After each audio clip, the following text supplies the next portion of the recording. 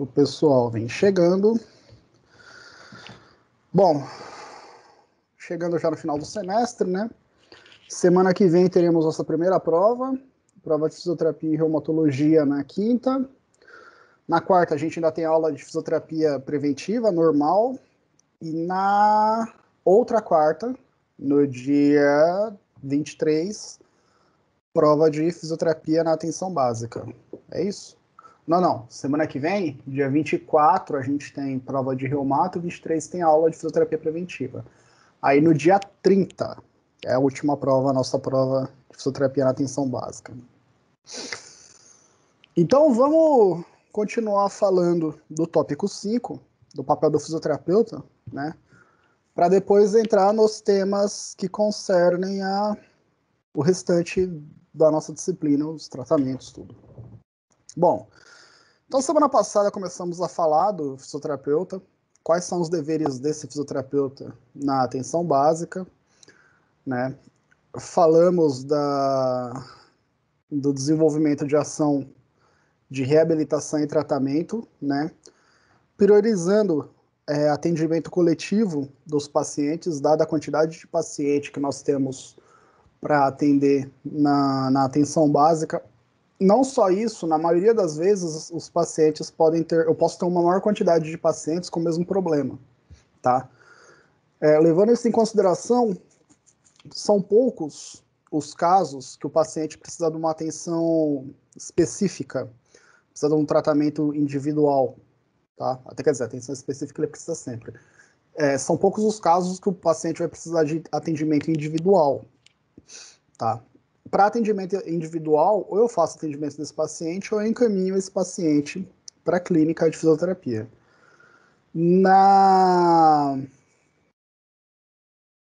No mais, muitos dos tratamentos eu posso fazer coletivo. Então, se eu for fazer tratamento para prevenção de diabetes, dislipidemia e doenças cardiovasculares, tratamento coletivo. Se eu for fazer tratamento para osteoporose, por exemplo, dá para fazer coletivo. Se eu for fazer tratamento para pacientes que têm diabetes, pacientes que têm dislipidemia, pacientes que têm osteoartrose, enfim, boa parte dos tratamentos eu consigo fazer tratamento coletivo. Exercício em idosos, tratamento coletivo também, tá?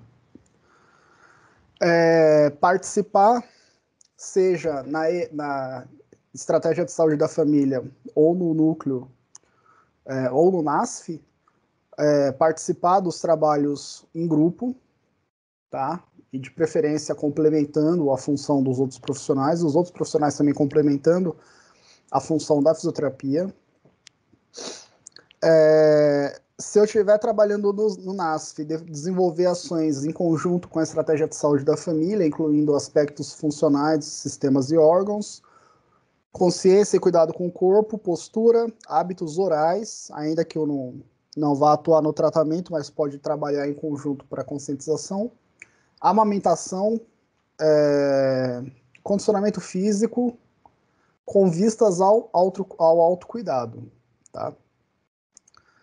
Controle de ruído aqui. Nada a ver esse pedaço aqui. Só os Ctrl+C, Ctrl+V da vida. Além de fazer acolhimento de pacientes que precisam de reabilitação, fazendo orientação, atendimento, acompanhamento de acordo com as necessidades do usuário e da capacidade instalada da estratégia de saúde da família. Aí aqui volta no começo da aula. Às vezes, por limitação estrutural da estratégia de saúde da família, pode ser que eu não tenha equipamento suficiente para fazer tratamento individual em todo mundo, pode ser que eu não tenha espaço suficiente para fazer tratamento individual em todo mundo, horário disponível suficiente. Então, quanto mais atividades coletivas eu conseguir fazer, com base nas evidências, com base no que eu tenho de suprassumo do tratamento fisioterapêutico, mais efetiva vai ser a minha abordagem com esses pacientes, tá? E uma maior quantidade de pacientes eu consigo englobar no meu tratamento. Mas claro, isso vai ser feito mediante análise das condições que eu tenho para fazer um tratamento coletivo em qualidade. Porque se o paciente tem uma necessidade específica e eu não consigo, no atendimento coletivo, tratar o paciente com a qualidade necessária ou fazer os procedimentos necessários para que o paciente possa ter uma boa reabilitação, aí eu preciso dar uma atenção individual para esse paciente. E aí, 2 pontos. Terão casos em que nós vamos ter condições de fazer o atendimento desse paciente individualmente, pelo PSF. Agora, se o paciente necessitar de equipamento ou de uma estrutura mais complexa, que não tem no PSF, é interessante eu indicar esse paciente para um outro fisioterapeuta ou para uma clínica, no caso, para que esse paciente possa, na clínica, ter o aporte que ele precisa. Tá?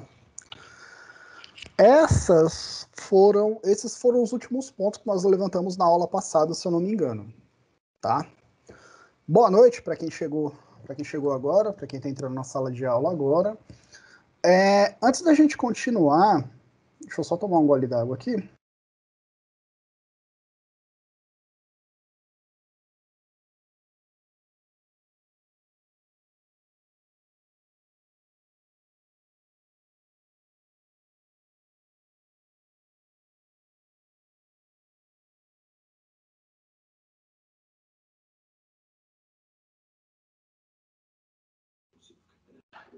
Professor, tá sem som. Muito obrigado, Alana. Beber água, eu desligo ali, sempre esqueço. Nas aulas passadas, nas aulas anteriores, alguém comentou, não lembro quem, não lembro que aula também, mas eu fiquei de olhar, sobre a necessidade de encaminhamento médico para tratamento fisioterapêutico. E aí vocês acenderam a luz para um ponto que eu nunca precisei me preocupar, porque eu ainda não havia atendido no sistema privado, né? A única experiência que eu tenho é no setor público, do tempo que eu fui graduando e depois que eu me formei enquanto especializando. Na Unesp, aqui em Presidente Prudente, para ser atendido na clínica da Unesp, os pacientes precisavam de encaminhamento médico. Precisava do encaminhamento do médico, pelo menos indicando o diagnóstico médico. O paciente precisava, se necessário, de alguns exames que o médico utilizou para chegar no diagnóstico, e ele dava entrada na clínica de fisioterapia. Aí na clínica nós fazemos a nossa avaliação, fazemos o nosso diagnóstico fisioterapêutico e prescrição do respectivo tratamento. Vamos embora. No setor particular, a legislação, na verdade, das fontes que eu consultei, ela é um pouco confusa, mas enfim. No setor particular, se o paciente precisar de fisioterapia, ele não precisa de encaminhamento médico. Alguns convênios ainda dificultam um pouco nesse ponto, fazem exigem um encaminhamento médico. E pelo que eu estava vendo, quando você fala de encaminhamento médico, muitas vezes o médico acaba, para variar, ele acaba transcendendo a área dele. Ele acaba não só fazendo encaminhamento, mas acaba dando quantidade de sessões necessárias, sugere tratamento, papapá, né? E aí foda-se, né?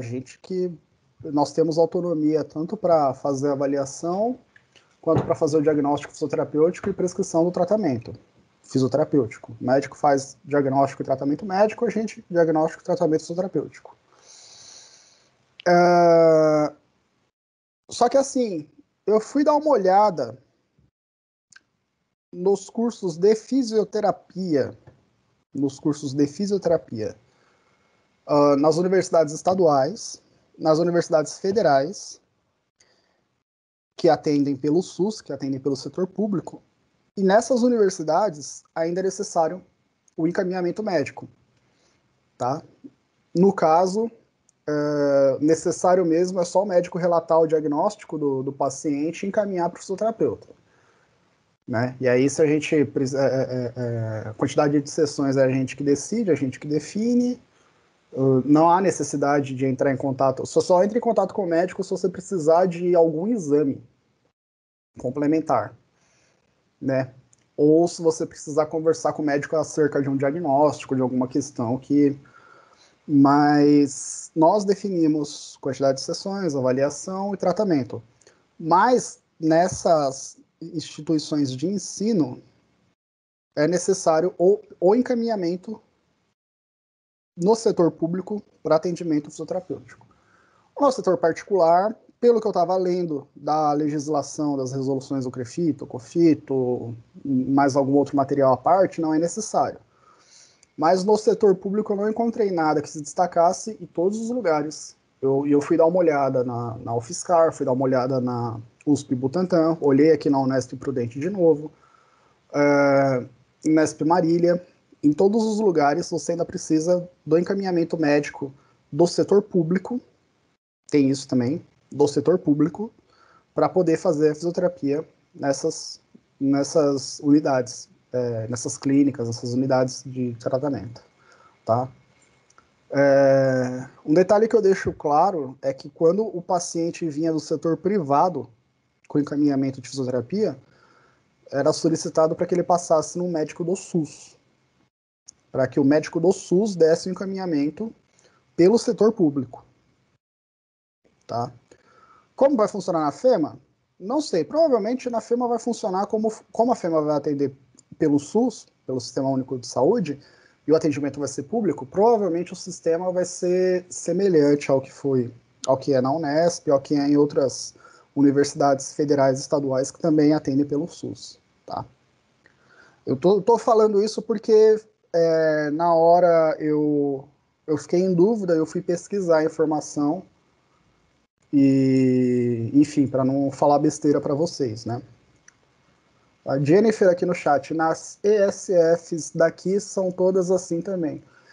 Então, eu acredito que no setor público haja essa necessidade do encaminhamento mais por controle do atendimento, por manter tudo no sistema público de saúde, para controle epidemiológico, tudo, do que propriamente por uma burocracia como no sistema privado. E aí eu estou falando de convênios, por exemplo, que você precisa da certificação A, B, C, D para o convênio poder pagar aquela sessão, que senão o convênio não paga, né? Eu acho que no setor público é mais o caso de você manter dentro do sistema para poder fazer não se faz tanto na área de fisioterapia, mas você precisa fazer um levantamento epidemiológico daquele paciente, então você vai por essa via. Bom, era isso que eu tinha para falar. Vamos voltar para a aula agora. Então, quais são os tipos de intervenções que eu posso desenvolver enquanto fisioterapeuta na atenção básica? Seja na estratégia de saúde da família ou no núcleo de apoio de saúde da família. Programas dirigidos para toda a comunidade e normatizados ou pelo Ministério da Saúde ou pela Secretaria Municipal da Saúde, e serviços voltados exclusivamente para um indivíduo ou para aquela família e propostos mediante a demanda de pacientes no centro de saúde. Então, os programas eles vão estar relacionados tanto com prevenção e promoção à saúde, como também para tratamento específico de uma patologia. Então, nos programas, eu posso ter atividades, por exemplo, para cuidados de gestante, para cuidado de idoso, para cuidados com a criança, no qual eu vou tratar, na maioria desses programas, eu vou fazer tratamentos coletivos com os meus pacientes, que a gente comentou agora há pouco, e nos serviços é onde eu faço o tratamento específico do meu paciente. Se o meu paciente ele tem uma patologia que não se enquadra nos programas que eu já tenho estabelecido, aí eu vou fazer o tratamento individual desse paciente. Né? Eu faço avaliação, ou da família desse paciente, eu faço a avaliação e prescrevo o tratamento. Tá? Então, os programas eles vão estar relacionados tanto com prevenção, promoção à saúde e tratamento, e vão envolver um grupo maior de pessoas, vai ser um tratamento coletivo, tá? E aí é coletivo e é mediante as necessidades locais. Então, se é um lugar onde eu tenho um problema maior com, sei lá, com diabéticos, por exemplo, ou um problema maior de mortalidade infantil, né, no caso de mortalidade neonatal, eu vou fazer um trabalho maior com gestantes ou vou fazer um trabalho maior com esse público específico que eu estou tendo esse problema, tá? Porque aí vem do Ministério da Saúde e depois da Secretaria da Saúde responsável por verificar a especificidade daquela região, daquele bairro. Agora, o serviço, ele pode tratar a mesma questão que os programas tratam, ou ele pode fazer um tratamento diferenciado do que é abordado nos programas, na maioria das vezes vai ser diferenciado, e ele vai ser individual, para uma única pessoa ou para uma família específica, tá? Vai ser uma atividade completamente diferente do que é desenvolvido nos programas. Então, vamos supor que eu tenha uma paciente com enfisema pulmonar, por exemplo, e eu não tenha nenhum grupo para tratamento de enfisema pulmonar naquela estratégia de saúde da família, naquela UBS, onde eu tenho a localização da estratégia de saúde da família. Então, para esse paciente que eu tenho um enfisema, eu não tenho nenhum programa específico, né? Eu vou realizar o tipo de atividade que eu vou realizar é o serviço. Vai ser um tratamento, eu vou avaliar o paciente, vou fazer a pesquisa do melhor tratamento para aquele paciente naquela condição e vou aplicar o meu tratamento no meu paciente, tá? Agora, se o paciente, por exemplo, o paciente é cardiopata, e eu tenho um grupo de tratamento de prevenção e tratamento para pacientes cardiopatas ou com fator de risco, eu não vou fazer um tratamento individual com esse paciente na casa dele. Eu pego esse paciente e peço para ele ir no grupo da fisioterapia em cardiologia. Tá, ó, de segunda, quarta e sexta, da hora tal, passa lá e vamos fazer a sua avaliação, sua ficha, e você vai passar a frequentar esse grupo. Beleza? Então, eu tenho esses dois tipos de intervenções que eu faço no setor público, no caso, na atenção básica na saúde, tanto estratégia de saúde da família, quanto núcleo de apoio à saúde da família. Dentre os programas que eu posso desenvolver, e aqui, galera, como eu venho falando sempre, eu não sei se alguém já abriu o nosso material de fisioterapia preventiva no Google Drive, mas lá eu estou segmentando algumas pastas, principalmente na bibliografia, para artigos de cada tema. No que concerne a atenção básica, ela é muito recente, muito assim, ela é relativamente recente em relação a outras áreas da fisioterapia, por se tratar de um atendimento local. E para montar o conteúdo teórico da aula, eu fico muito dependente do que sai de literatura relativa à saúde coletiva, relativa à fisioterapia na atenção básica, fisioterapia na saúde pública. Tá? Então aqui eu vou apresentar alguns exemplos de programas dentre os mais desenvolvidos em vários trabalhos que eu encontrei da área, tá? Programas mais desenvolvidos. Trabalho com gestante, grupo de gestante e grupo de puérperas também. Acho que até um ano depois dela dar gestante da luz, você ainda faz tratamento com ela. Atuação no climatério, próximo à menopausa, até porque é a maior parte dos pacientes que tem osteoporose. Tem outras questões também envolvendo, mas a maior parte das pacientes que tem osteoporose.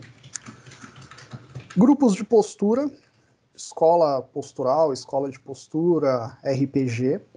Né? Você tem grupos desse tipo de tratamento na atenção básica. Saúde da criança, atuação em creche, para principalmente desenvolvimento cognitivo e desenvolvimento motor das crianças, acometimento respiratório. Muita criança que tem asma, uma incidência grande na população, e você precisa fazer esse tipo de acompanhamento, seja na escola ou seja criando um grupo na unidade básica de saúde. Crianças com acometimento neurológico, com uma patologia, com atraso no desenvolvimento, uma patologia desenvolvida. E trabalho com crianças com atraso no desenvolvimento psicomotor, que foi o que eu já citei. Além disso, você pode ter programas para grupo de idoso. E aí, idoso, você tem uma gama de coisa para fazer. Você pode trabalhar com o idoso, com saúde, com saúde do idoso, propriamente dito, que seria fisioterapia e gerontologia. Você pode trabalhar com osteoporose ou osteoartrose, que são pacientes de mais idade, que atuam nessa parte. Pacientes cardiopatas, boa parte também são idosos. Tá? Então, eu tenho uma gama de trabalhos para grupo de idoso. Grupo de prevenção de incapacidades em hanseníase. Como eu falei, hoje, com o advento dos tratamentos mais modernos, é muito raro você encontrar na população pacientes acometidos por hanseníase. Mas ainda tem casos de hanseníase, principalmente casos de pessoas que tiveram hanseníase e não conseguiram se tratar a tempo, ou não procuraram tratamento a tempo, e tem um acometimento maior. Então, hoje no Brasil, você precisa fazer um acompanhamento desses pacientes com hanseníase, busca de novos casos, tratamento, e se quando você inicia o acompanhamento, o paciente já foi acometido, tratar as incapacidades trazidas pela hanseníase. Multidisciplinar, tanto problema dermatológico como problema motor, e aí no caso envolve fisioterapia, envolve medicina, envolve enfermagem, tá? E aqui os grupos de risco para doenças cardiovasculares ou outras doenças metabólicas, grupos de diabéticos, grupos de dislipidêmicos, pessoas que têm síndrome metabólica ou qualquer outro risco para a doença cardiovascular, e grupos de hipertensos que serão tratados. Esses pacientes serão os pacientes que, em sua maior parte, vão para o setor de cardiologia. Mas, além disso, é interessante que na unidade básica de saúde eu tenha um trabalho específico para essa galera, porque em sua maioria vai ser galera acima do peso, com alta concentração glicêmica, com alta concentração lipídica de colesterol, de triglicerídeos, concentração sérica, e, consequentemente, com predisposição para o desenvolvimento de doenças metabólicas ou outras doenças crônicas. Tá? Tinha uma coisa que eu tinha para comentar aqui. Passou. Depois, durante a aula eu lembro, eu volto a falar com vocês.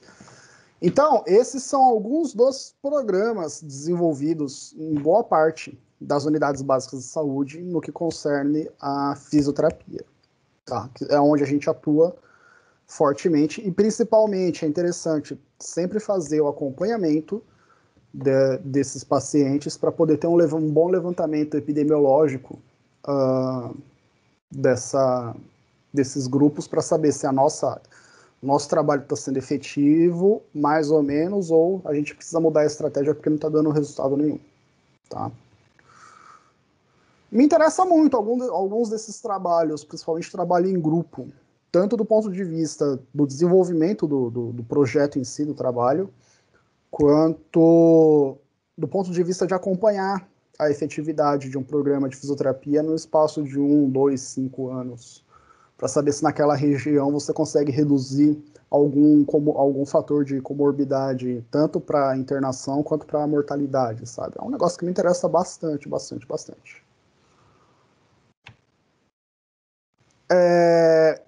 Quando eu falo, aqui nós estávamos falando dos programas desenvolvidos. Quanto aos serviços de atendimento que eu faço do meu paciente é um atendimento individual para o paciente ou para a família do paciente. O fisioterapeuta, mediante a demanda, né, ele precisa fazer reconhecimento da área descentralizada, conhecer a região, os problemas da região para entender a necessidade daquele paciente, potencialidades da comunidade, né?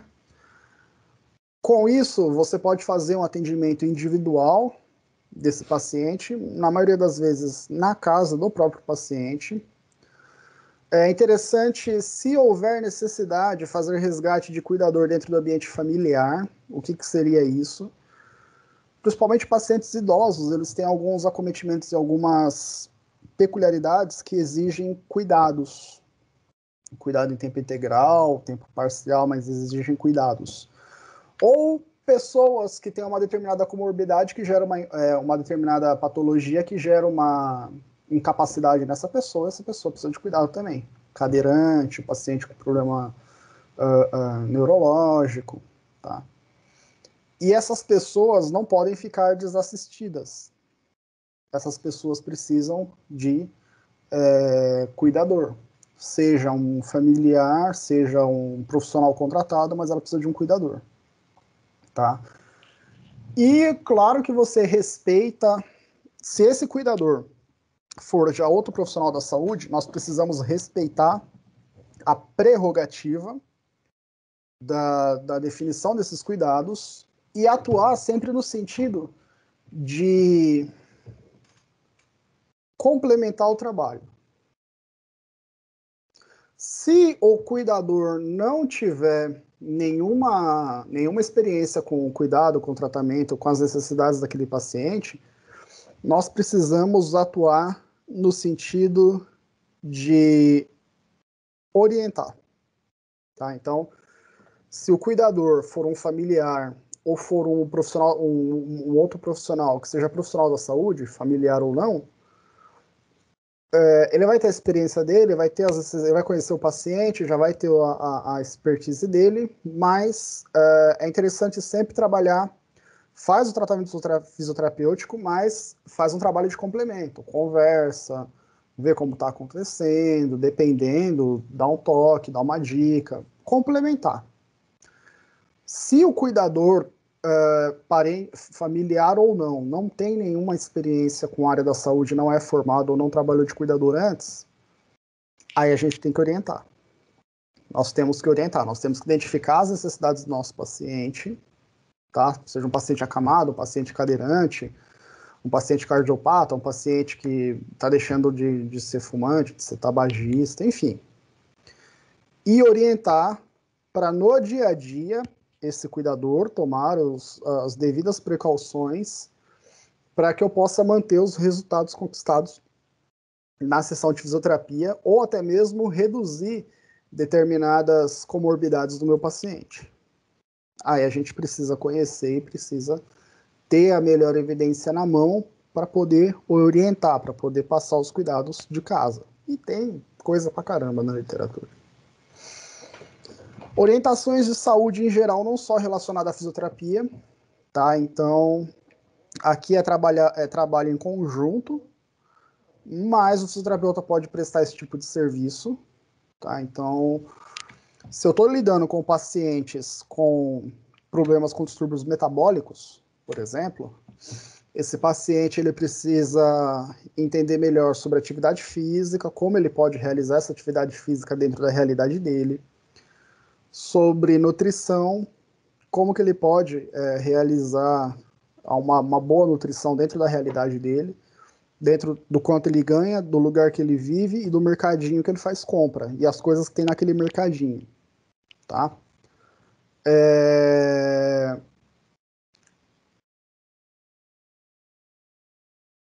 Se ele faz uso de algum tipo de medicamento, reforçar o uso do medicamento, sabe, estimular o acompanhamento médico desse paciente para que ele possa, se tem consulta marcada aí nas consultas, se ele precisa de um outro cuidado de outro profissional, seja um cuidado para a saúde bucal, enfim, ser um psicólogo, que ele possa ser orientado a procurar esse psicólogo, enfim, nós podemos orientar em outras áreas complementares que não só o que concerne a reabilitação física.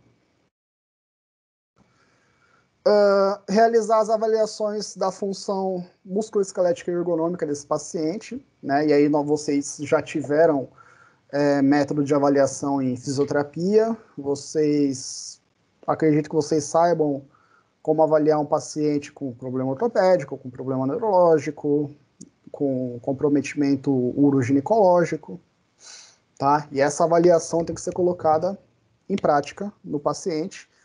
E avaliou o paciente, aquele procedimento. Avaliou o paciente, faz o diagnóstico, define os objetivos do tratamento do paciente e, Pedro, o que eu faço? Estabelece o tratamento do seu paciente.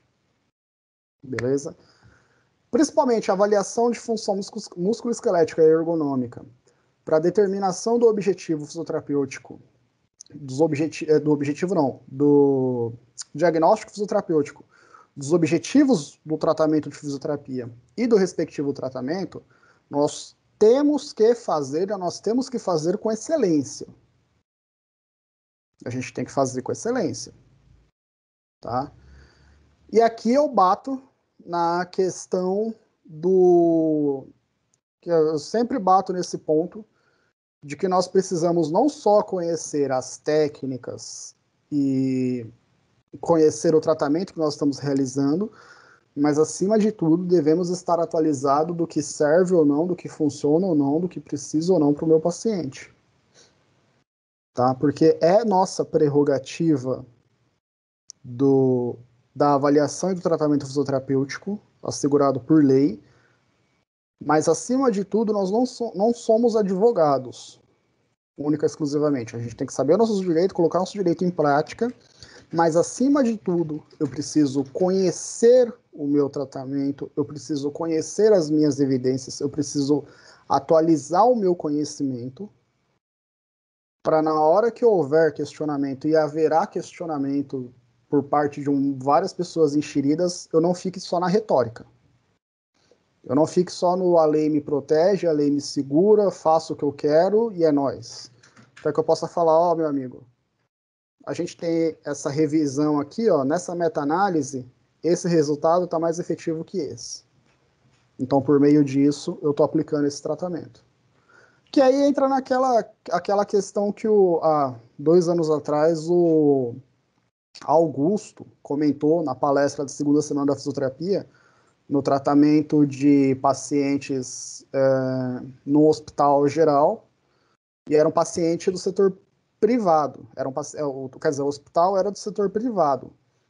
Então, mano, o Augusto tem que prestar conta para os médicos, que vão estar em cima, não prestar conta, ele tem a autonomia da profissão dele, mas ele vai ter questionamento dos médicos e vai ter questionamento do tratamento que ele está aplicando para a diretoria, para os responsáveis pelo hospital. E aí, vocês com certeza vão lembrar bem, que a memória de vocês é melhor do que a minha, que o que ele fazia era levar evidência. Pegava evidência da mais alta qualidade, e o exemplo que ele deu na época foi de deambulação e movimento precoce com o paciente pós-cirúrgico, se eu não me engano. Se eu não me engano, era isso. Eu acho que era isso. Que quanto mais precocemente você trabalha a deambulação e movimentação do paciente, mais rápido o paciente se recupera. E aí isso é bom para o paciente e isso é bom para o custo do serviço de saúde daquele paciente também. E aí o pessoal ouvia o cara. Com a gente é da mesma forma. Setor público ou no setor privado. Tá? A retórica ela é muito boa, ela defende, você consegue se defender, mas acima de tudo, quando você prova por A mais B o que você está fazendo, porque você está fazendo, você automaticamente já desarma o outro lado. Entendeu? Então, por isso é importante. Além disso, o fisioterapeuta ele pode e deve, no sistema público de saúde, interpretar exames. E aí aqui foi aquela ideia que nós trocamos na nossa primeira aula, Na primeira ou na segunda aula de que nós falamos de fisioterapia baseada em evidência, que assim, eu nunca fui de sugerir curso, treinamento, nada para vocês em específico, mas é muito bom. Claro que na prática do dia a dia nós aprendemos, mas é muito bom se houver oportunidade de estudar e especializar na interpretação de exames, principalmente exame de imagem, tá? Claro, com a prática, com o tempo, você vai aprendendo a interpretar uma ultrassonografia, uma ressonância, uma tomografia, ou até mesmo uma radiografia que seja, encontrar determinados detalhes. Mas é importante ter esse conhecimento porque é muito difícil do paciente, principalmente no setor público, ter todos os exames que a gente precisa, tá? Então, se ele tiver só uma radiografia, eu tenho que tentar tirar o máximo possível daquela radiografia. Pedir para ele voltar no médico para encaminhar para ultrassom, encaminhar para outros exames, mas tentar tirar o máximo possível daquela radiografia. E na hora que ele trouxer os outros exames, ultrassom, ressonância, tomografia, para que eu possa pegar aquela imagem, saber interpretar certinho o que consta naquela imagem. Então é de importância fundamental. A realização do prognóstico do paciente, né? Além de avaliar o paciente com base no quadro médico do paciente, eu preciso conhecer esse quadro médico para saber as limitações da aplicação do meu tratamento e, com base na avaliação que eu fiz, poder estabelecer o quanto esse paciente vai melhorar, o quanto ele pode melhorar. Se eu olhei no protocolo que aquele tratamento reduz dor em 4 pontos na escala visual analógica, a menos que o meu paciente tenha alguma questão médica que interfira nos meus resultados, é para o tratamento, no final, melhorar 4 pontos de dor na escala visual analógica. Só se ele tiver uma outra questão que necessite de uma nova cirurgia ou do cuidado médico, que aí a gente não tem o que fazer, e aí a gente não tem o que fazer e precisa repassar isso para o médico. Tá? Bom, e aí, no geral, planejamento de estratégia, intervenção, objetivos, condutas e procedimentos, tanto para serviço individual quanto para outras atividades em conjunto com outros profissionais da estratégia de saúde da família. Participação na elaboração de programas de atividade de vida e principalmente educação em saúde, trabalhando o hábito de vida desses pacientes, dos familiares e dos cuidadores desses pacientes. Como eu falei anteriormente, fisioterapia na atenção básica, eu não vou tratar só a patologia, só o déficit funcional desse paciente. É interessante eu trabalhar com promoção, com prevenção, se o paciente se encontrar numa situação de risco para o desenvolvimento de uma doença, e com promoção à saúde, que é não precisar fazer uma prevenção. Trabalhar com promoção à saúde é estimular o paciente a ter uma melhora na saúde física, na saúde psicológica e também melhoras na medida do possível na região que ele convive, dado que saúde não é dado só pela ausência da doença. Tá? Era isso que eu tinha para falar, galera, com relação à fisioterapia na atenção básica. Com relação a esse assunto, alguém quer fazer alguma pergunta, alguma colocação?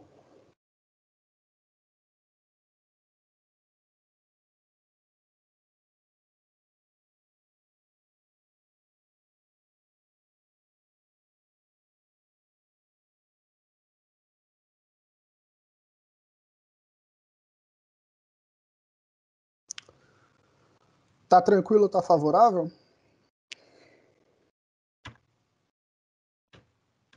Tá.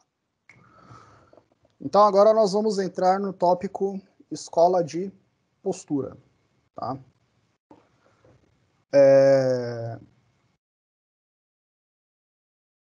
Eu lembro que vocês participaram uma vez ou algumas vezes de uma oficina de postura nos primeiros anos, segundo, terceiro, sei lá. Mas eu lembro que vocês participaram, eu lembro mais do primeiro ano.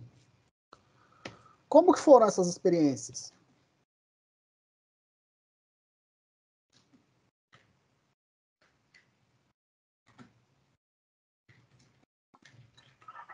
Foi bem difícil no começo, professor, pelo menos para mim. O que Era você difícil. fazia? Era difícil? Eu achava difícil chegar nas pessoas para conversar e explicar o que elas tinham que fazer. Tá, e o que você fazia nessa oficina? Peraí, deixa eu só dar uma olhada aqui pra você. É o Igor ou é o Yuri? Eu não tô vendo aqui. É o Gustavo. É o Gustavo. Caramba, né? Errei feio. A voz grossa, Gustavo. Aconteceu, mano. Tá meio frio, a garganta tá meio ruim. Tá certo. Gustavo, o que você fazia nesse grupo de postura, Gustavo? A gente dava as orientações e passava os exercícios, né? Aí teve certa vez lá na Vila Progresso, que chegou uma mulher em mim. Aí eu olhei para ela, ela olhou para mim, aí ficou aquele clima vago. E eu não sabia o que falar para ela. Eu olhei pro folder e comecei a falar, ó, é isso que tá certo, é isso que tá errado. Depois fui lá na frente para explicar algumas coisas, mas foi bem embaçado começar o primeiro contato com ela. Tá, é complicado, né, cara? É difícil. É difícil. Isso foi uma amostra grátis do primeiro atendimento que você vai fazer com o seu paciente. Não sei, espero que vocês não tenham essa experiência, mas a experiência que eu tive, primeira vez foi essa, assim, de chegar no box, terceiro ano, no setor de uroginecologia e obstetrícia. Ó, dona fulana, eu já tinha uma semana antes acompanhado, né, o grupo anterior que estava saindo do estágio. Dona fulana, tudo bem, tudo bem? Pá, eu vim observar aqui o tratamento. Ah, pá, legal, legal, legal. Coloquei minhas coisas lá, tudo, pá. Aí a paciente ficou assim, sentada, olhando para mim. Esperando, né? Aí eu olhei de volta pra paciente, assim, falei, fudeu, o que que eu faço? O que eu tô fazendo aqui? Que oração? O que que eu... Né? Aí eu, vamos começar a medir a pressão. Dá aqui o braço, vamos medir a pressão, pá. Aí comecei a conversar, desenrolar, aí desenrolou o tratamento. Mas é isso. Primeiro contato com fisioterapia, a situação é essa em qualquer setor, mano. É isso mesmo. Vem cá. Nessas oficinas, vocês chegaram nos lugares que vocês iam quantas vezes, mais ou menos? Ou foram quantas vezes? Ah, teve bastante oficina, mas geralmente era uma vez em cada lugar. A gente foi uma vez lá na escola, acho que em Palmital, Paraguaçu, uma vez na Vila Progresso, uma vez no Galpão lá em Assis e tal. A gente ia uma vez quando tinha FEMA Cidadania, essas coisas. Entendi. E aquela vez do Femal Running lá que você preparou os slides do gelo.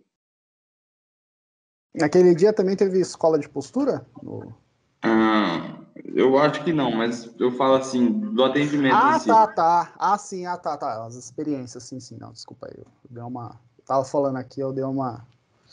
Não, entendi. Tranquilo. Alguém mais participou junto com o Gustavo das oficinas de das oficinas de postura, escola de postura, alguma coisa assim?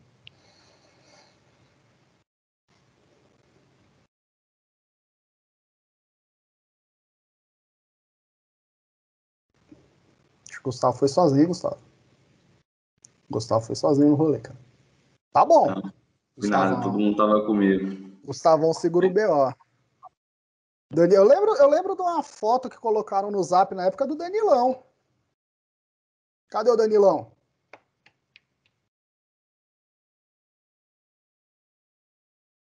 Ó, o Danilão tá vendo o jogo do Corinthians já, né, Danilão? Danilão é ligeiro, já tá de olho no jogo do Corinthians. Tá sem áudio? Você tá conseguindo meu. Ah, tá. Você tá sem microfone. Ah, que susto. Eu falar, pô, o cara não tá me ouvindo, velho. Ah, dá, beleza, então, beleza. Não. Tá sem microfone. Tá certo. Galera! Não, a pessoa tá sem áudio, falei, pô, ela tá me ouvindo. Não, tá certo, sem o fone aí. Não, suave, mano. Então, galera, seguinte. Agora nós chegamos numa parte que nós vamos falar de trabalho com postura, tá? A população, de um modo geral, todos nós temos vários problemas posturais, né? Por costume, por excesso de peso, por problema anatômico, enfim, nós temos vários problemas posturais. Só que assim, alguns desses problemas só deixam a gente torto, feio, outros problemas... Não, mentira, não fica torto, feio, não. Postura, ela é individual de cada uma e ela precisa ser funcional. Funcional no sentido do meu corpo precisa funcionar e, acima de tudo, eu não posso ter nenhuma patologia ou nenhuma dor envolvida, tá? Então, beleza ou descrição de aparência tá completamente fora da nossa... Tô fazendo uma piada à la Rafinha Bastos, tá completamente fora desse âmbito. Nós temos diversos problemas na nossa comunidade, mas acima de tudo, as pessoas têm muito problema ortopédico, tá? Principalmente dores na coluna vertebral, na região cervical, na região lombar, raramente na região torácica, é mais região cervical e lombar pela mobilidade dessas articulações, nessas articulações e pela exposição dessas articulações a posturas, movimento ou sobrecarga e, consequentemente, ao desenvolvimento de lesões, tá? Então, a fisioterapia possui algumas propostas, tá? E aí, assim, assim como aconteceu com o trabalho de Lerdort, pode ser que determinados trabalhos nós possamos observar um tratamento efetivo, específico, como foi com osteoartrite semana passada e retrasada, com a ajuda da Ana Júlia, grande Ana Júlia ajudou nós. E pode ser que determinados problemas nós não encontramos uma resolução específica para aquele problema, como no caso de Lerdort, as evidências apontavam mais para um tratamento individual depois da instalação do problema, do que propriamente observou efetividade no programa de prevenção. E pode ser, por exemplo, que tanto em fisioterapia preventiva quanto em fisioterapia e reumatologia, eu vá tocar em determinados assuntos e aqueles assuntos tenham ou não efetividade, que a gente está buscando. E, enfim, né, eu vou abordar todos esses assuntos e a gente vai discutir eles individualmente de um em um, tá? Hoje eu vou falar da escola de postura. Com relação à escola de postura, é o seguinte: material trazendo a definição em si, tem algum material bibliográfico acadêmico, mas não é um material, pelo menos o material de qualidade não é um material tão vasto, e aí algumas das informações, principalmente a conceituação e o histórico da escola de postura, eu peguei tem um site que é a Escola de Postura Brasil, não sei se é a única filial do Brasil ou se foi a primeira, mas tem um grupo que trabalha só com escola de postura, que vende curso, tudo, papapá. E parte das informações eu tirei de lá, outra parte eu tirei de bibliografia, que, mais uma vez, eu vou tentar resolver aquele problema do Google Drive cheio, vou dar uma esvaziada nele, e eu vou fazer o upgrade para vocês lá na pasta, tá? Então, vamos falar hoje de escola de postura, que é conceituada como uma alternativa ao treinamento postural que visa ampliar o foco na atenção primária, englobando ações de educação e promoção à saúde, com enfoque na biomecânica da coluna, postura e ergonomia. Vamos tentar destrinchar parte a parte dessa definição. Alternativa de tratamento ou no tratamento postural para ampliar o foco na atenção primária, unindo educação e promoção à saúde. Então, nesse programa, eu vou trabalhar com tanto o tratamento fisioterapêutico quanto as instruções que o fisioterapeuta vai passar são no sentido de prevenir o desenvolvimento de doenças, principalmente doenças articulares, na articulação da coluna, como também visando tratar e melhorar a condição de saúde da pessoa através da melhora na postura da pessoa, com enfoque na biomecânica da coluna, na postura, na posição dessa coluna e, consequentemente, no reflexo dela nas outras articulações do corpo, e na ergonomia, no posicionamento da pessoa parada, na posição ortopédica, e se movimentando no dia a dia. Tá? Bom, vamos falar do histórico. Como surgiu a escola de postura. Essa escola de postura, originalmente, o nome dela é Beck School, tá? Que seria... Beck, em inglês, está relacionado à coluna, região posterior do corpo. A tradução fria é região posterior, tá? Mas, no nosso caso, a principal estrutura é a coluna. Beck School seria uma escola para trabalho ou tratamento específico da coluna ou da região posterior do corpo. Esse método é baseado em intervenções teóricas e práticas e utilizado na prevenção e tratamento principalmente de indivíduos com dor lombar, tá? Na definição, como nós vimos, ele pode englobar outros aspectos. Ele pode tratar dor cervical ou em outras articulações que trabalham em conjunto com a coluna vertebral e coluna lombar, mas ele tem um foco maior na coluna lombar. É uma técnica que ela vem sendo constantemente atualizada mediante novos métodos de avaliação e tratamento, e ela é uma das... A escola de postura ela é muito utilizada na atenção básica, na educação e saúde, e se tratando da realidade nacional, na atenção básica. Tá? Os autores propõem que, além de aspectos físicos, a escola da postura também começa a intervir em aspectos sociopsicossomáticos.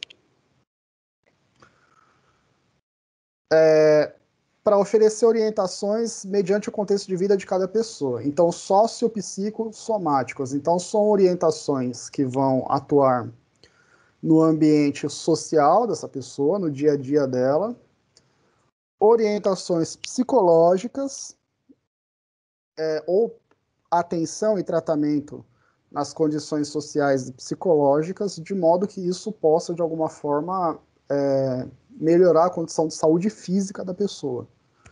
Então, eu vou fazer um tratamento voltado para o psicológico, também que possa refletir de alguma forma no ambiente social, e isso possa trazer benefícios na condição física da pessoa.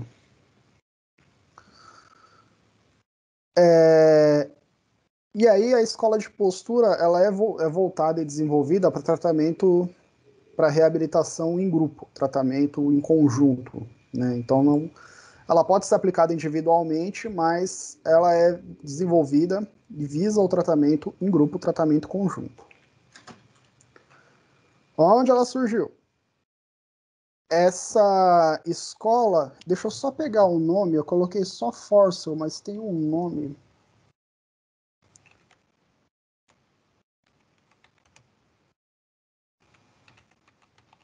Peraí, Marianne Forsell. Tem um nome da... Aqui, achei. Marianne Zerrickson Forsell. Deixa eu colocar aqui, que eu tava...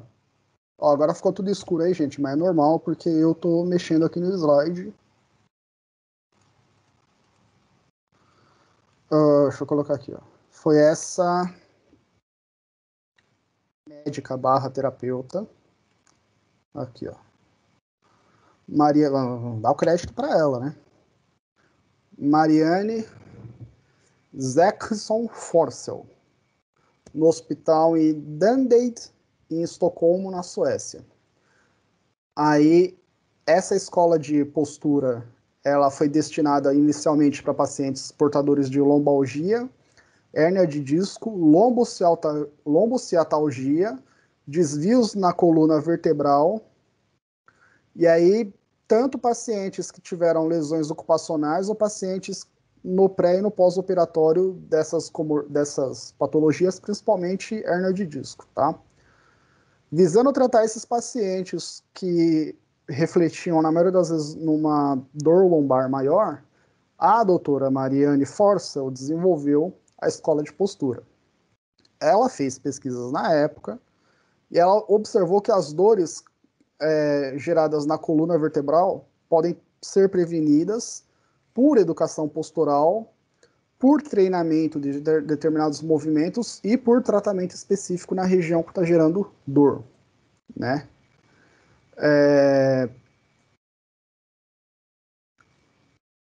Então, a ideia dela com a escola da postura é aplicar uma educação para o paciente para reabilitar e recuperar a postura desse paciente. E se o paciente estiver com dor lombar, se ele estiver com dor lombar, fazer o tratamento para que eu possa cessar a dor lombar. Se não, fazer um trabalho de prevenção para o desenvolvimento dessa dor lombar com readaptação da postura desse paciente, tá?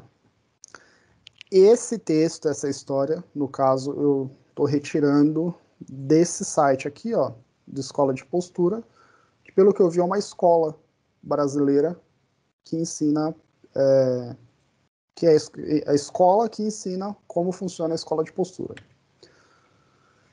Aí beleza, essa médica barra terapeuta, a Mariane Forssell, fez essa descoberta em Estocolmo, publicou os estudos dela, e aí o Dr. José Noplitt ele aplicou esse tratamento nos Estados Unidos e trouxe para o Brasil, na década de 70. A atuação desse cara foi voltada para hospitais públicos, para operários, né, principalmente na região industrial, em algumas empresas, e outros serviços públicos da época. Esse Dr. Noplitt, Joseph Noplitt, ele também desenvolveu pesquisa, né? E ele chegou em conclusões semelhantes da professora Forssell. As comorbidades da coluna lombar poderiam ser prevenidas por reeducação postural, realização de tratamento fisioterapêutico e técnicas de relaxamento, né? Ele notou que os pacientes que tinham dor lombar apresentavam muita tensão muscular e não tinham o conhecimento necessário para cuidado da postura e, consequentemente, cuidado do corpo. Então, esse paciente que tem uma postura inadequada ou que, por algum outro motivo, tem uma tensão muscular muito forte, passou a ter mais chance de desenvolver dor na coluna, principalmente na coluna lombar. E, para solucionar esse problema, eu faço um tratamento fisioterapêutico, além dos exercícios de fortalecimento, o que quer que seja, eu aplico relaxamento muscular e também passo as orientações para esse paciente no dia a dia dele tomar mais cuidados com relação à postura dele.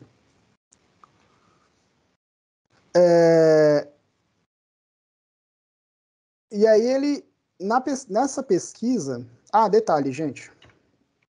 Eu não consegui achar esse paper da Mariane Forssell, eu vou continuar procurando, nem essa pesquisa do José Noplitt, tá? Aqui eu estou só relatando o que está no site que foi passado. Então, vou continuar procurando esse paper em questão, e aí depois eu trago para vocês. Bom, pelo que eu estava vendo da pesquisa desse cara, ele pegou dois grupos. Um grupo que utiliza provavelmente analgésico, né, medicamento, e outro grupo que foi tratado com escola de postura. O grupo que utilizou medicamento, que utilizou analgésico para acometimento na coluna, provavelmente dor lombar, os pacientes, você teve um maior afastamento do tratamento, né? Eles provavelmente abandonaram o uso de medicamentos, as dores pioraram e o quadro clínico era recorrente. Então, se o paciente tinha uma dor aguda ou subaguda, essa dor tinha a chance de se desenvolver para uma dor crônica. Já o grupo que não utilizou medicamento e foi tratado com a escola de postura, eles engajaram mais no tratamento e tiveram um quadro clínico melhor, reduzindo a quantidade de dor e evitaram outras recorrências, afastamento de trabalho, manutenção das atividades de vida diária, enfim. Então, de modo geral, na pesquisa desse cara, os pacientes que trataram com escola de postura tiveram um resultado melhor em relação aos pacientes que utilizaram analgésicos, o que é um resultado curioso, porque os últimos trabalhos que nós pegamos, por exemplo, para falar de dor lombar, principalmente, você tinha a comparação com a efetividade da fisioterapia com dor lombar, e alguns trabalhos da fisioterapia com medicamento para tratar dor lombar, e alguns trabalhos da fisioterapia era superior ao medicamento, o efeito principalmente redução de dor, e outros trabalhos era o inverso. A medicação se sobrepunha ao tratamento fisioterapêutico, claro, dependendo do tratamento fisioterapêutico, né? Mas você tinha essa... Então, tá, um dado curioso. Ele não falou aqui, nesse relato, se a melhora foi imediata, se foi no período intermediário, de 3 a 9, de 3 a 12 meses, ou se foi num período mais longo, né? Acima de 1 ano. Quando eu vou tratar pacientes com dor lombar, principalmente, pacientes que têm dor aguda ou subaguda, aguda de semanas até 3 meses no máximo, subaguda de 3 a 6 meses e crônica acima de 6 meses, uma dor constante que varia de intensidade, mas acima de 6 meses. Acho que é essa a definição de dor lombar. Então, quando eu vou tratar paciente com dor aguda, subaguda e crônica, eu posso ter diferentes respostas nesses estágios, né? Se tratando de paciente com dor crônica, dor lombar é um tratamento muito complicado. A galera ainda está batendo muito a cabeça e testando tratamento, protocolo, porque a eficácia ela está mais a curto prazo. Após a aplicação da terapia, em algumas semanas, algum mês, 1, 2 meses depois. Depois os sintomas voltam e o paciente depende de continuar fazendo tratamento fisioterapêutico. Então é importante a gente saber isso, né? Se o resultado é só a curto prazo, só depois da alta, ou só no espaço de algumas semanas depois, ou se é um tratamento mais se é um resultado de tratamento mais a longo prazo.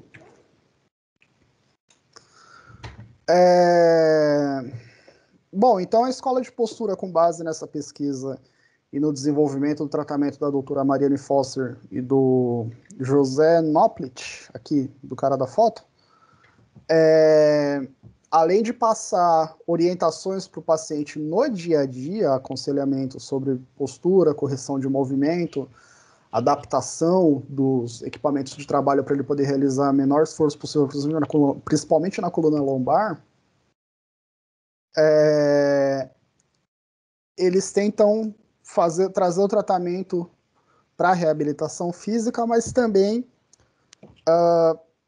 trazendo para uma abordagem psicossomática. Então, eles acreditam que, além de você dar o aconselhamento do que deve ser feito, o fato de você dar atenção, de você conversar com o paciente também pode trazer melhora na condição psicológica e, consequentemente, melhora na condição física do paciente.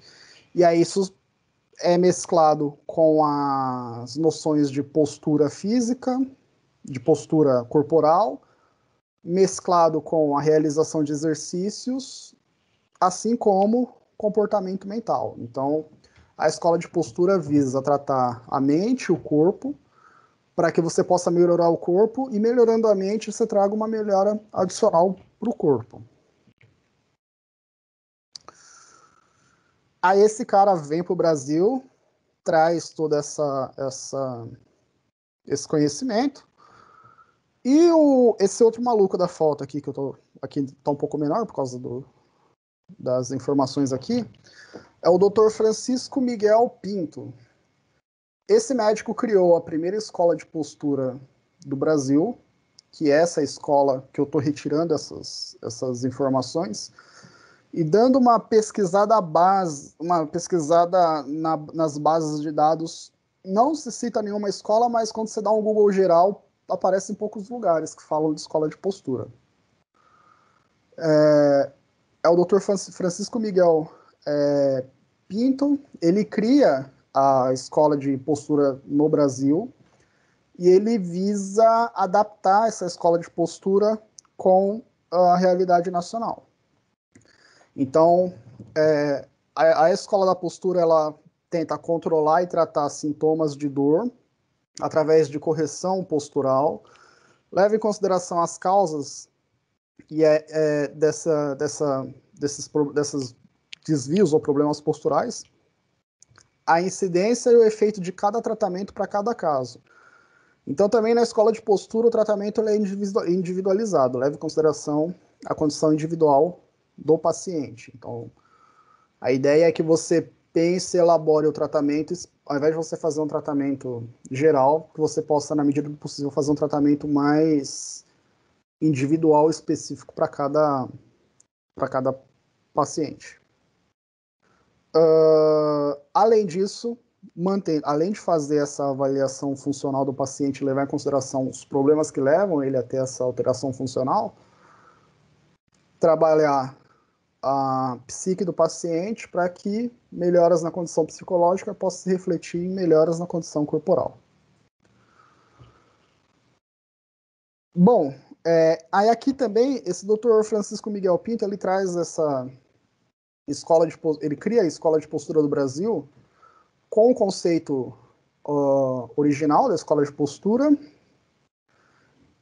e, acima de tudo, adaptando a condição local, nacional e englobando técnicas de fisioterapia ou recondicionamento físico proveniente da educação física na escola de postura, tá? Então, aqui ela passa a ter elementos também da educação física.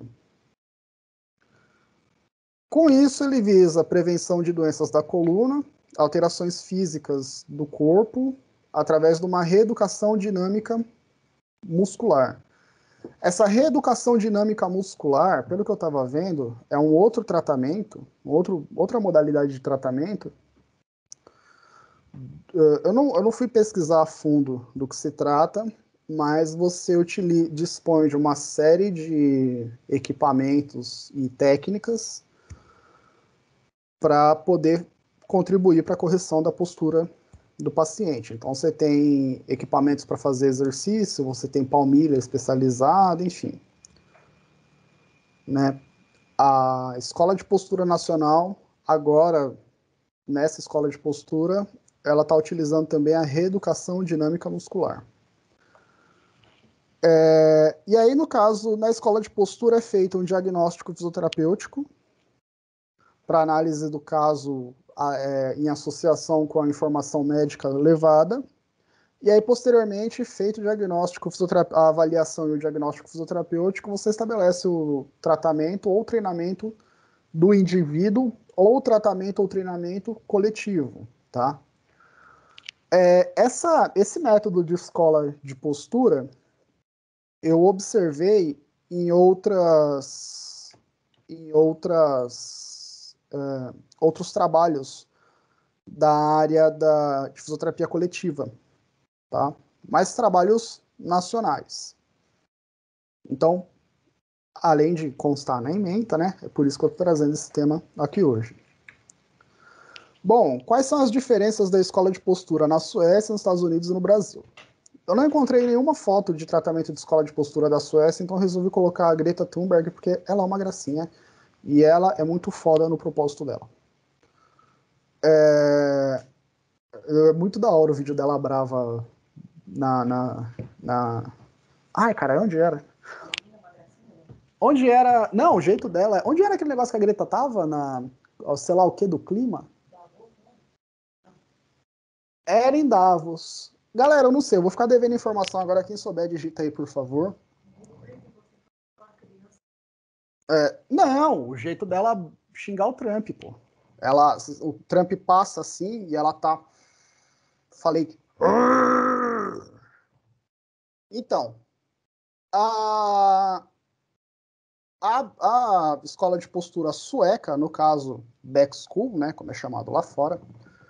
Gente, e pelo amor de Deus, eu tô falando da atitude dela, eu não tô falando dela enquanto pessoa, né, enquanto, enfim, né, a atitude dela foi da hora, porque eu acho que ela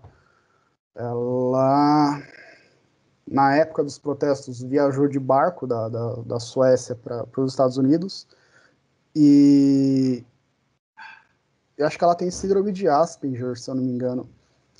Então, assim, ela teve uma atitude, um despreendimento muito foda para cobrar pontos da questão das mudanças climáticas e virou um símbolo de luta climática, pelo menos em 2019 e tudo, né? Então essa atitude, nesse sentido, foi legal. Deixar essa contextualização, pelo amor de Deus. Então tá. Então a escola sueca, ela dá ênfase... Opa! A escola de postura sueca, ela dá ênfase aos exercícios realizados e ela observa principalmente se o paciente teve recorrência de dor e se essa recorrência de dor aconteceu em virtude da ausência de algum exercício que o paciente deixou de fazer. Então, na escola de postura, no modelo sueco de escola de postura, você necessariamente tem que aplicar todo o protocolo de tratamento para que você possa ter um resultado eficaz da terapia. Se você tem retorno da dor, precisa avaliar se foi deixado de fazer algum dos exercícios do tratamento, e aí você faz essa correção. Ou você aplica o exercício, ou se o exercício não está tendo efetividade, você precisa reavaliar aquele paciente, reavaliar a condição daquele paciente. Na escola de postura sueca, a questão está mais voltada, pelo que o autor passa, ela está mais voltada para a questão biomecânica do paciente. Então, você precisa levar em consideração questões posturais, leva em consideração questões psicológicas também, mas questões posturais, principalmente se há a presença de qualquer aspecto degenerativo ou qualquer outra patologia em decorrência da idade do paciente ou alterações em decorrência de uma patologia já instalada. Então, você precisa saber se o exercício trouxe melhora na dor do paciente e precisa levar em consideração também se o paciente é idoso, porque paciente idoso pode desenvolver doenças ou ter algumas alterações articulares e musculares em decorrência da idade. Ou se o paciente for mais novo, você precisa levar em consideração se ele tem alguma patologia e em cima dessa patologia, no caso, hérnia discal, espondilite anquilosante, espondilolistese, enfim. Se em cima dessa patologia o paciente teve melhora ou não da dor, e se ele não teve melhora da dor, o que você precisa abordar para resolver essa questão da dor? A escola preconizada pela doutora Mariane Forssell realiza 5 aulas e a última aula utiliza exercícios dentro da piscina. Também não encontrei imagens com relação à Back School norte-americana, então vai uma imagem de um fisioterapeuta tratando um idoso para a gente poder ilustrar. Já a Back School norte-americana, ela tem a mesma linha sueca de avaliação do paciente exercício, de exercício e explicação, só que ela utiliza um programa de avaliação periódica. Porque no caso da Back School sueca, você faz a aplicação do protocolo e após a aplicação desse protocolo verifica se teve efetividade ou não. Aqui, você vai fazer um acompanhamento periódico desse paciente. Então, provavelmente, são mais sessões de exercício de tratamento e você faz um acompanhamento, faz uma avaliação para ver se, no ponto de vista de dor e de função, se o paciente apresentou melhoras. Essas avaliações consistem em atividades de vida diária, então varrer, arrumar a cama, colocar objetos em determinadas alturas, trocar de roupa, fazer movimento relativo à higiene pessoal, relativo à alimentação, enfim. Atividades voltadas para movimentos do dia a dia. Você faz essa avaliação no começo do curso com a sua postura que você chega, e depois você faz outra avaliação ao final do curso com a postura depois da aplicação da escola de postura. As pessoas que não obtiverem evolução significativa na questão da postura precisam continuar fazendo o tratamento, seja aula de reforço para entender melhor a atividade de casa, ou seja, exercícios do tratamento em si, para poder conquistar o objetivo que eles querem alcançar. E eles utilizam mais tecnologias na Back School norte-americana. Eles utilizam os monitores de movimento, né, ou VCOM, que são aquelas câmeras que você posiciona pontos metálicos no paciente, filma o paciente fazendo o movimento e depois no computador você acompanha a biomecânica do movimento de uma maneira mais detalhada.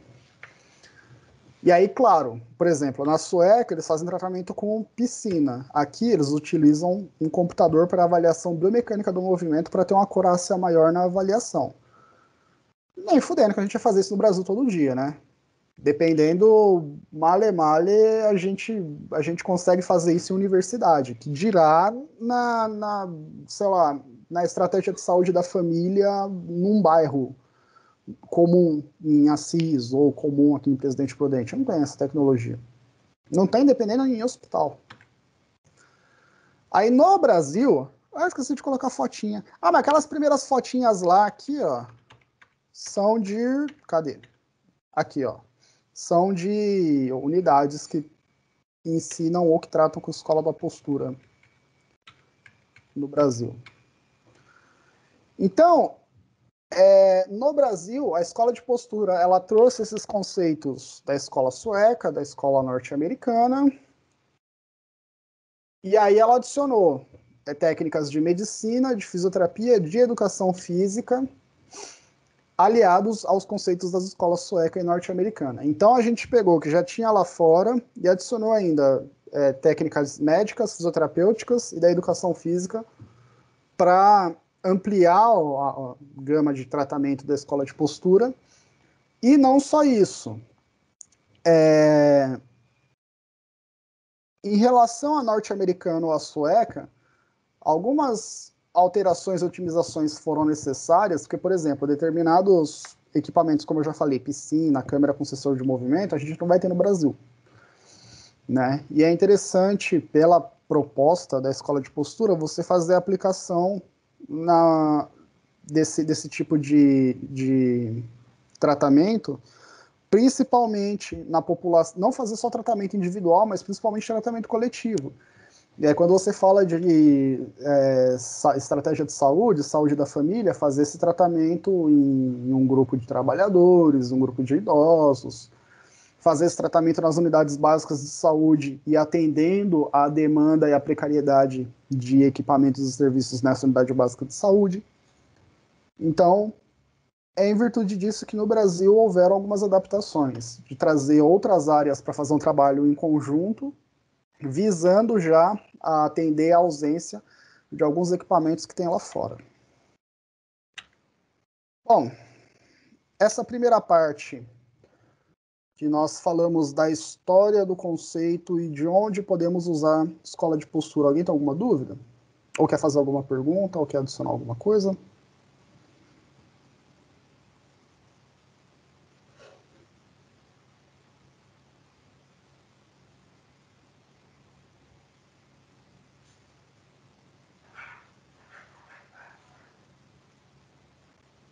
Não?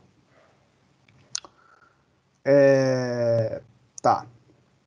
Então, o pessoal não tá querendo falar hoje, pessoal. Fica complicado. Ô, Thaís. Tá aí, Thaís?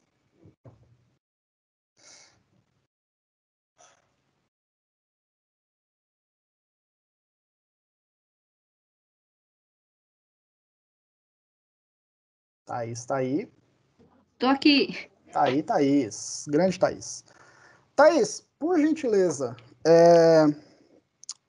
o Gustavo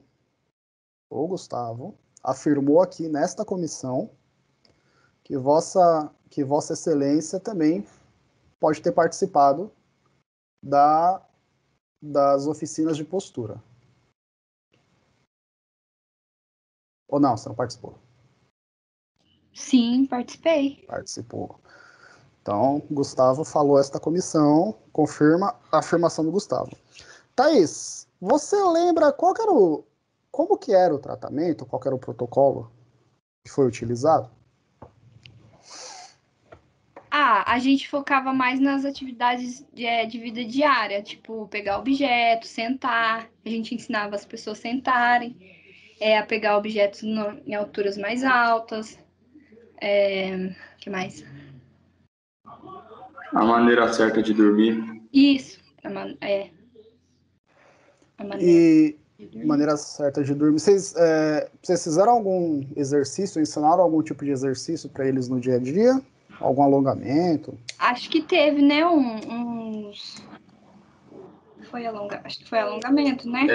A gente ensinou algumas técnicas, aquela de ponte, que você eleva primeiro o glúteo, depois tira a lombar até a escápula e depois volta. Elevação pélvica e tudo mais. Abdominal. Que eu lembro de umas fotos do Danilo trabalhando com uma paciente num tablado, uma coisa assim, um tatame, não lembro. Mas eu lembro de umas fotos assim. Tá, então vamos lá. Então, vocês trabalhando com orientação de postura e posicionamento para determinados movimentos no dia a dia.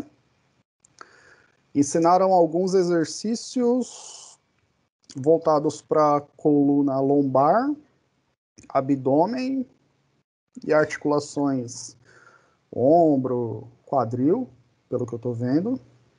Teve mais alguma coisa?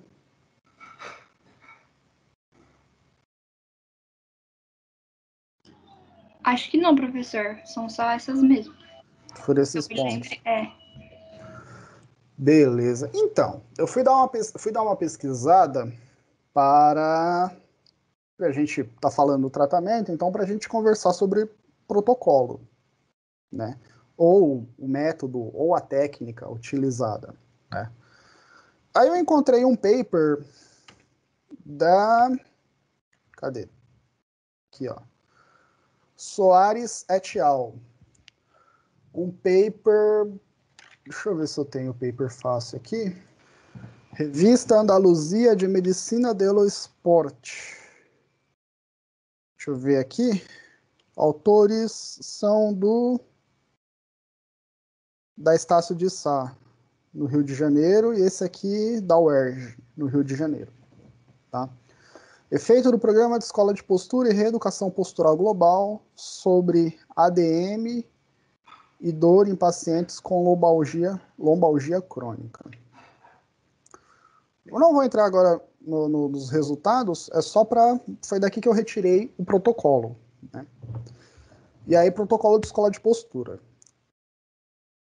Nesse estudo que eles fizeram, eles compararam um grupo com RPG, outro grupo com escola de postura e um outro grupo com no treatment. Um grupo controle que não fez nada. Tá, vamos falar do protocolo da escola de postura que eles utilizaram nesse paper, que acho que foi o único protocolo que eu encontrei assim, bem descrito, parte a parte, cada exercício. Eu tinha olhado já outros trabalhos e a maioria dos trabalhos vão mais ou menos nessa linha. Aí, conversando com vocês, eu vi que há uma certa padronização nesse aspecto. Então, vamos lá. As aulas, a escola de postura nesse estudo era feita em grupo. Aparentemente, pelo que vocês contaram, também era feito em grupo nas oficinas que vocês participaram. Antes de iniciar a sessão, os pacientes recebiam informações sobre o programa, abordando noções sobre... falta um espaço aqui. O Mobral cobra a educação nesses momentos. Noções sobre a estrutura da coluna vertebral, forma correta de agachar e levantar objetos do solo, posição ideal para dormir e possibilidade de solução das queixas apresentadas pelo grupo. Então, então bateu com o que vocês fizeram. Explicação sobre como funciona a coluna vertebral, por que as pessoas têm dor ou não, parte muscular principalmente. Forma de agachar e levantar objetos do solo, posição de dormir, legal também, altura do travesseiro, como você se posiciona na cama, e possibilidade de solução para outros problemas que não estivessem relacionados especificamente à postura. Aí depois eles entram com o tratamento. As sessões práticas, nas sessões práticas, os exercícios foram realizados deitado e em pé. Exercício da conscientização diafragmática.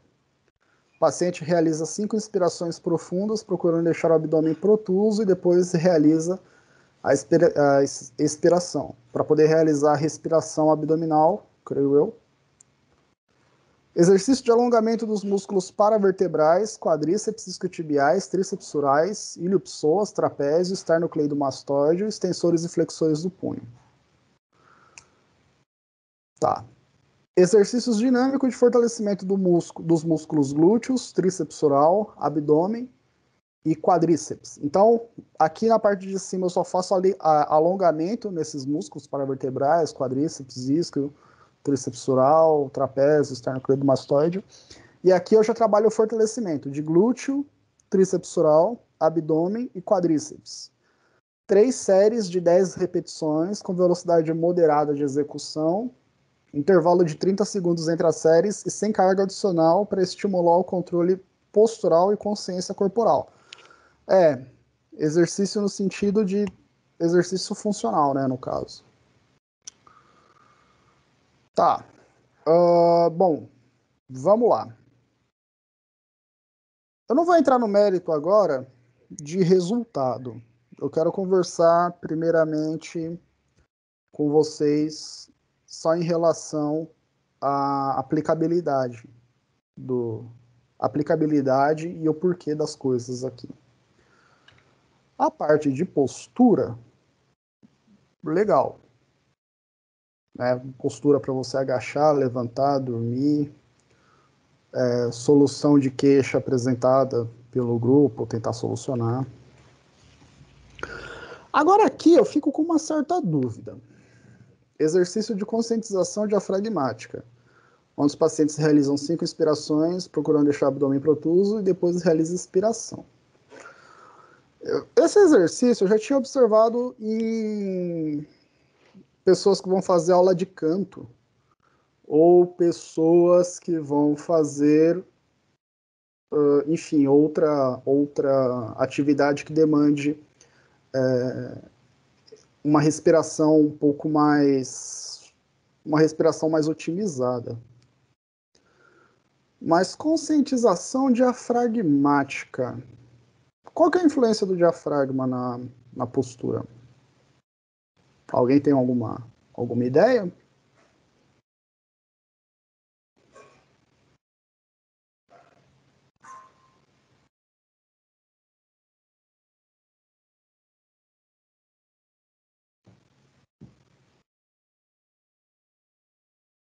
Não? Então, eu tô fazendo perguntas assim, sinceras, porque eu estava olhando o protocolo. Lembra uma vez, nós conversamos em biomecânica, no saudoso período pré-pandemia, tivemos um seminário em sala de aula, e nós estávamos conversando sobre Sobre o quê? Sobre Pilates. Que eu vi a descrição dos movimentos e eu quis saber qual que era a diferença do Pilates para o exercício tradicional, né? Como nós vimos recentemente, quando você vai você vai falar de tratamento fisioterapêutico internacional, aqui no Brasil a gente faz uma distinção da cinesioterapia pro exercício propriamente dito. Não há distinção prática. Na verdade, o exercício dá mais uma conotação dos exercícios de academia, de fortalecimento, tudo, enquanto a cinesioterapia está mais relacionado para um exercício funcional, né? Mas quando a gente olha para as evidências, todo mundo é exercício, muda a intensidade do exercício que você está fazendo.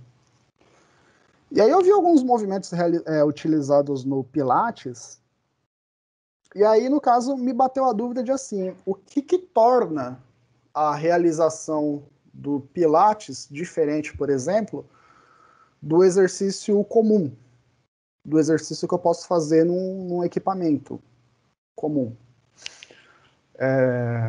Aí falaram que na semana da físio acho que teve um palestrante nesse mesmo ano, coincidentemente, eu não sabia, a gente teve essa conversa antes da semana da fisioterapia, mas teve um palestrante que falou de Pilates e tinham algumas fisioterapeutas na plateia lá que também tratavam com Pilates. E aí uma hipótese levantada foi que o objetivo do Pilates não era fortalecimento, pelo menos não na intensidade do fortalecimento de academia. E aí eu contra-argumentei, eu falei, não, mas o exercício não é necessariamente... o exercício não tem distinção de um para o outro, você muda a intensidade do exercício mediante o seu objetivo, mas tratando de fisioterapia, a gente aborda tudo como exercício. E aqui eu comecei a ter a mesma dúvida, porque, por exemplo, lá, aparentemente, a diferença estava no equipamento, no tipo de equipamento utilizado, e no acompanhamento, porque eles falaram muito de trabalhar a respiração durante o exercício. Eu pensei, tá, legal, mas eu posso também acompanhar a respiração fazendo outro exercício que não o exercício de Pilates, né? Qual que é a diferença funcional de um para o outro? Aí aqui eu comecei a perguntar a mesma coisa, assim, por exemplo, eu vi a escola de postura, você tem o counseling, que é, traduzindo grosseiramente, seria aconselhamento, que é você dar dicas e informações para o paciente no dia a dia, neste caso, para melhora da postura em situações específicas do dia a dia. E aí depois você tem um exercício de respiração, você tem alongamento e exercício de fortalecimento. Aí eu fiquei na dúvida, no que difere, por exemplo, o Pilates de outro tipo de exercício. Aí nesse caso, a escola de postura, né? No que difere a escola de postura de outros tipos de exercício, por exemplo, dentro dessa olhando para essa mesma esteira de raciocínio?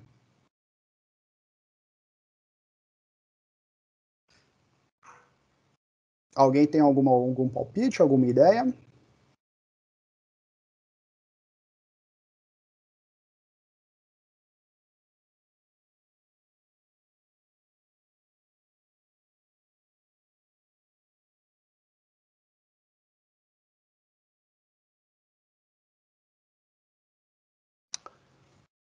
Dada a hora da aula, a gente já está perto de terminar, eu queria que vocês trouxessem alguma coisa para a próxima aula, para a gente discutir. Queria que vocês estudassem também mais a fundo base de dados, enfim, a escola de postura e trouxessem qual que é a diferença da escola de postura na prática para outros exercícios para a gente conversar. Que aí eu vou entrar, por exemplo, eu vou continuar, quer dizer, como vocês viram aqui, eu já dei uma pesquisada no tratamento, né? Principalmente verificando a eficácia e comparando com outros tratamentos. Mas antes disso, eu quero conversar com vocês, para a gente poder saber a aplicabilidade, saber em que dimensão que a gente pode ou não utilizar a escola de postura, tá? Galera, mais uma vez, prazer imenso estar com vocês. Aquela hora, erro de expressão, peço desculpas, a hora que eu falei da Greta Thunberg, eu estava me referindo à postura e à atitude que ela teve, que chamou a atenção do mundo inteiro, fez ela inclusive ser capa da Times, e não de uma questão estética, até porque ela tem 16 anos, não ia ter essa ideia maluca. Mas deu uma conotação muito estranha, e enfim, eu estava falando da atitude dela, eu peço desculpas pela minha expressão errada, que eu já prontamente corrigi. Bom, então até amanhã. Amanhã eu ia falar de síndrome do túnel do carpo, só que eu lembrei que eu não passei esse tema para vocês em fisioterapia e reumatologia também, que é um tema barra ortopédico, barra reumatológico. Eu vou deixar o próximo semestre. Amanhã vamos falar de tratamento fisioterapêutico para febre reumática. Não, para artrite reumatoide, tá? Para artrite reumatoide. E aí na próxima aula, na próxima quarta-feira, antes da prova de reumato, na quarta, a gente continua essa conversa sobre escola de postura. Beleza?